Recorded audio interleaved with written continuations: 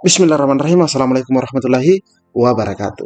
Di video kali ini, admin kembali berbagi informasi seputar Undang-Undang Aparatur Sipil Negara juga, teman-teman ya. Nah, di sini juga ada informasi di hari ini atau terbaru dari Menpan RB. Nah, sekarang kita sudah berada pada media sosial resminya, teman-teman ya. Jadi silahkan disimak, jangan di-skip agar tidak salah dalam memahami informasi yang admin bagikan ini. Jika ada suara-suara berisik, mohon diabaikan saja, teman-teman ya.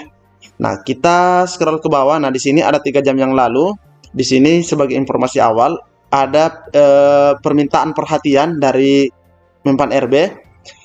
Untuk memudahkan kamu para pelamar P3K berbagai formasi, berikut admin rangkumkan nilai ambang batas atau NAB seleksi kompetensi P3K ya. Kita mulai dari NAB, pelamar jabatan fungsional nakes dan teknis. Info lengkapnya ini ada link di sini, kita bisa mengunduh secara lengkap teman-teman ya. Sebenarnya di sana sudah lengkap semua. Nah, di sini diinformasikan terkait jumlah soal, terus seleksi kompetensinya, ada durasi, nilai kumulatif maksimal. Nilai kumulatif maksimal adalah nilai maksimal dalam seleksi jabatan fungsional tenaga teknis dan kesehatan teman-teman ya. Nah, ini nilai maksimalnya 670. Nah, ini nilai maksimal 670 teman-teman ya. Bahkan bobot nilainya jika benar mendapatkan 5, tidak menjawab berarti 0. Paling tinggi dan paling rendah, paling tinggi 4, paling rendahnya 1 untuk manajerial sosiokultural dan wawancara. Nah, teman-teman ya, terkait kisi-kisi soal. Nah, ini kisi-kisi soalnya teman-teman ya. Nah, ini kisi-kisi soalnya. Nah, kita lanjut lagi ke guru. Nah, ini 3 jam yang lalu juga. Nah, ini juga link untuk mengeceknya. Jadi kita di sini dulu teman-teman ya. Nah, di sini ada pengecualian buat teman-teman kita yang masuk dalam kategori pelamar khusus. Nah, untuk nilai teknisnya mereka itu setiap menjawab soal pasti dapat nilai. Untuk pelamar khusus setiap jawab soal pasti dapat nilai. Ini untuk jabatan fungsional guru, teman-teman ya. Nah, di sini kita lihat juga ada kisi-kisi soalnya. Terus di sini diinformasikan kembali terkait kriteria pelamar. Nah, formasi khusus itu adalah P1, THK2 dan guru non ASN yang masa kerjanya minimal 3 tahun. Sedangkan pelamar umum adalah lulusan PPG dan guru non ASN terdaftar di Dapodik Kemendikbud Ristek. Nah, selanjutnya terkait pengisian formasinya. Nah, ini ada seleksi CAT teman-teman ya. Ada seleksi CAT untuk formasi khusus dan umum. Namun untuk P1 kelulusannya menggunakan nilai di tahun 2021. Terus kelulusan berdasarkan peringkat terbaik. Jadi mereka tetap di ranking buat teman-teman pelamar khusus ini ya. Tapi tanpa nilai ambang batas, mereka langsung di ranking saja begitu. Sedangkan formasi umum harus mencapai nilai ambang batas dan berperingkat terbaik untuk mengisi formasi. Komposisi alokasi formasinya ada P1 dulu, THK2 dan non ASN. Itu bagi pelamar khusus dan selanjutnya pelamar umum.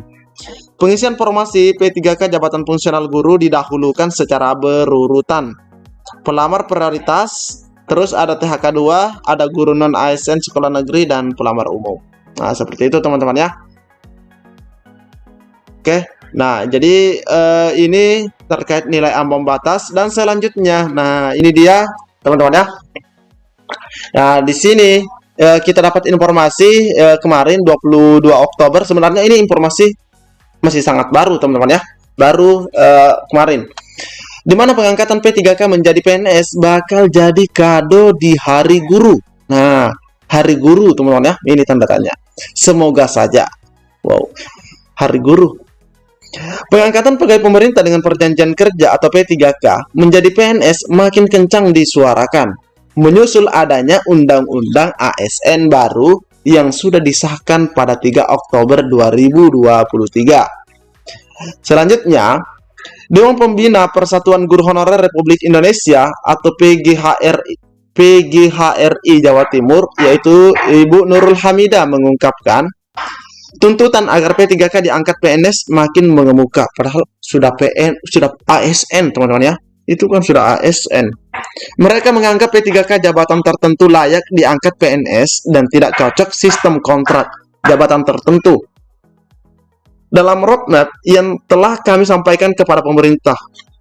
Oh, ternyata roadmap-nya ini sudah mereka sampaikan ya, karena di sini katakan telah kami sampaikan kepada pemerintah ada permintaan agar P3K diangkat PNS. Nah, ini minta lagi teman-teman. Sebagai penghargaan kepada honorer yang telah puluhan tahun mengabdi, membantu pemerintah di bidang pendidikan. Nah, ini ternyata pendidikan. Yang juga mengatasnamakan guru P3K kepada gpnn.com pada hari Minggu, pada media gpnn.com. Nah, dia mengungkapkan jika pengangkatan P3K menjadi PNS terwujud, maka menjadi kado pemerintah di ujung tahun 2023. Bagi guru-guru ASN P3K, ini menjadi kado buat PGRI di HUT yang sebentar lagi. Betapa bahagia dan haru kami jika pemerintah mengabulkan hal ini sebagai kado Hari Guru. Kami berharap Bapak Jokowi memahami harapan para guru. Dia berharap dalam peraturan pemerintah atau PP yang merupakan turunan Undang-Undang ASN 2023, harapan P3K bisa diakomodasi. Mungkin mereka menyerahkan ini karena sebelumnya kan Pak Menpan ya, Aswar Anas menyampaikan bahwa dia itu insya Allah akan menyelesaikan daripada PP-nya di penghujung tahun karena 3 bulan lagi PP-nya selesai. Nah, seperti itu teman-teman ya. Mungkin karena sekarang sudah penyusunan PP sehingga disuarakanlah permintaan di mana ASN P3K ini menjadi PNS. P3K harus mendapatkan kesejahteraan setara PNS. Ini kan sudah teman-teman ya. Ini kan sudah disampaikan juga. Jangan dibeda-bedakan lagi. Dia juga menyentil soal status honorer tenaga kependidikan. Nah, ini tendik yang harus diprioritaskan pemerintah juga. Nah, kalau tendik mungkin wajar ya, karena tendik ini istilahnya mereka itu seperti tidak dilihat teman-teman ya, padahal keberadaannya ada. Mereka sudah mengabdi lama sehingga layak diangkat P3K. Karena tendik ini seperti operator sekolah, sepertinya belum ada rekrutmennya teman-teman ya. Guru dan tendik itu sejiwa, ibu kandungnya sama. Semoga PP turunan Undang-Undang ASN 2023 ini bisa mengangkat honorer menjadi ASN P3K. Nah, jadi dia minta guru dan tendik itu sejiwa, ibu kandungnya sama. Semoga katanya PP turunannya atau peraturan pemerintahnya Undang-Undang ASN 2023 ini bisa mengangkat honorer menjadi ASN P3K. Terus P3K menjadi PNS. Jadi honorer diangkat dulu ke P3K. Setelah P3K diangkat lagi menjadi PNS, ucap Nurul. Wow, luar biasa permintaannya. Senada itu, Ketua Tenaga Kependidikan atau Tendik, Forum Honorer Non-Kategori 2 Indonesia, yaitu Sutrisno mengaku lega melihat Undang-Undang ASN 2023. Dia optimis honorer Tendik non-K2 akan dituntaskan pada Desember 2024. Kami lega melihat RUU sudah disahkan menjadi undang-undang. Ini harapan baru bagi kami. Dia berharap undang-undang ASN baru ini segera ditetapkan pemerintah dalam lembaran negara yang sah agar mereka bisa menelaah pasal-pasalnya. Nah, ini kan nanti ada juga link khusus untuk mendownload undang-undang ASN ini teman-teman ya. Nah, ini juga kita sudah share videonya. Dari draft RUU ASN 2023 selanjutnya, Sutrisno mengungkapkan pemerintah tidak lagi membedakan honorer termasuk tendik yang selama ini selalu jadi pemain figuran. Kalau